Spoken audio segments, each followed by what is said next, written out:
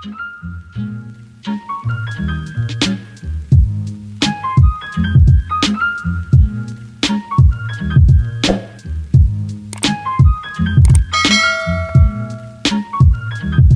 got Brittany, Stephanie, and Samantha joining us, so please be very kind to them, very welcoming. They're very shy. So we're just gonna do my brows. I'm gonna start to do them on camera, but if it starts to fail, I'm just gonna cut it out because yikes, no one wants to deal with that. So I ended up doing them off camera and it took me over an hour because I kept crying because my left side wouldn't match my right, but what did I expect from a talentless waste of a human? Oh my god!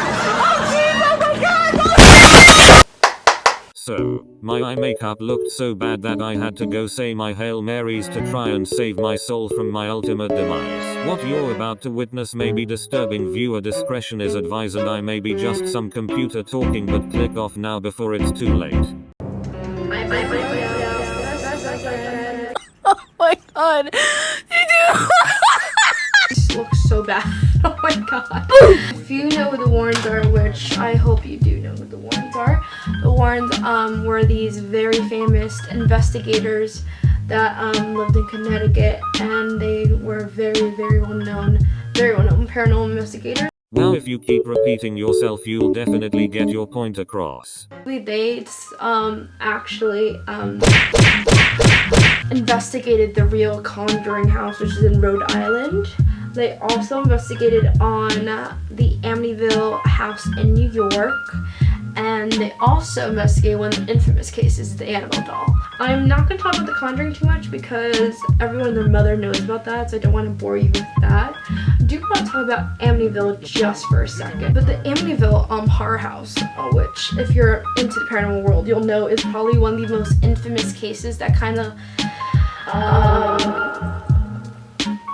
it's very infamous because people aren't sure what's real and what's not real.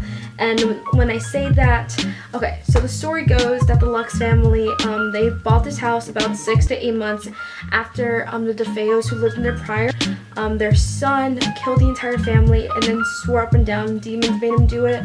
A lot of people think he only said that just to help his case. Once it went to trial, and he was found guilty, of course.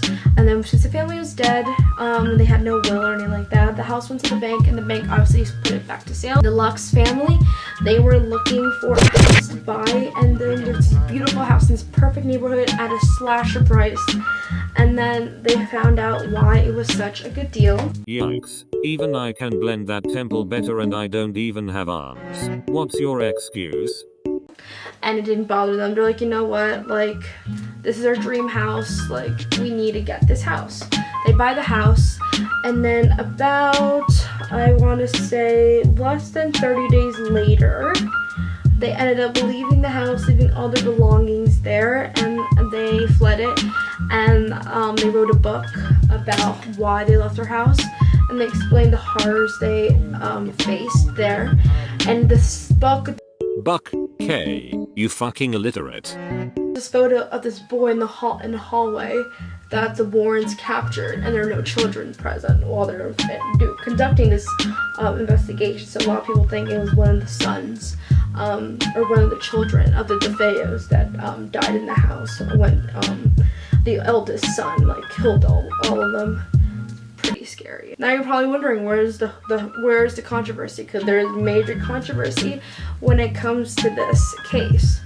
Now, after everything came out, a priest who actually blessed the house before the Lux actually officially moved in, he said that when he was blessing the house, there was a room upstairs, and in that room he said he heard a voice that told him to get out.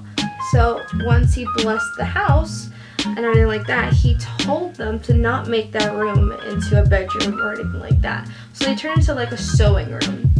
And that priest, who also helped them write the book, he was also listed as someone who was a witness to the horrors in the house. He actually came forward and said that he lied and that actually didn't happen.